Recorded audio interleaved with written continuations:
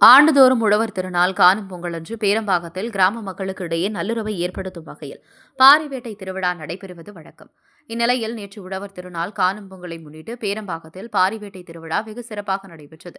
பேரம்பாக்கம் திரௌபதியம்மன் கோவில் அருகே உள்ள திடலில் பேரம்பாக்கம் காமாட்சியம்மன் சமேத சோலீஸ்வரர் பாலமுருகர், காலம்பாக்கத்திலிருந்து மரகதவள்ளி சமேத திருநாகேஸ்வர நரசிங்கபுரம் கிராமத்திலிருந்து முருகர், சிவபுரம் கிராமத்திலிருந்து குருந்த விநாயகர், மாரிமங்கலம் கிராமத்திலிருந்து சிவமாரி நாராயணி அம்மன் உட்பட 5 கிராமங்களிலிருந்து சுவாமி சிலைகள் வண்ண வண்ண மலர்களாலும் மின் விளக்குகளால் அலங்கரிக்கப்பட்ட அனைத்தும் ஒரே வரிசையில் நின்றது. பின்னர் அனைத்து சாமிகளும் முன்னும் பின்னும் அசைந்தாடி பாரிவேட்டை திருவிழா வெகு சிறப்பாக நடைபெற்றது. இதனை அங்கிருந்த சுமார் 5000க்கும் மேற்பட்ட பொதுமக்கள் இந்த பாரிவேட்டை திருவிழாவை கண்டுகளித்தனர். அதைத் தொடர்ந்து அனைத்து சாமிகளும் ஒன்றன் பின் ஒன்றாக அணிவகுத்தவாறு பேரம்பாக்கம் பஸ் நிலையம் அருகே ஒன்றாக நிறுத்தி வைக்கப்பட்டு பொதுமக்களுக்கு காட்சியளித்தனர்.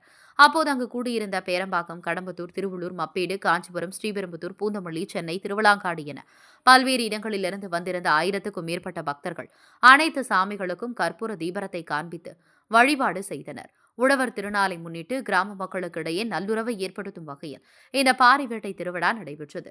திருவள்ளூர் மாவட்ட போலீஸ் சூப்பரண்ட் சீனிவாச பெருமாள் உத்தரவின் பேரில் திருவள்ளூர் டிஎஸ்பி தமிழரசி தலைமையில் 100க்கும் மேற்பட்ட போலீசார் பாதுகாப்பு பணியில் ஈடுபட்டனர்.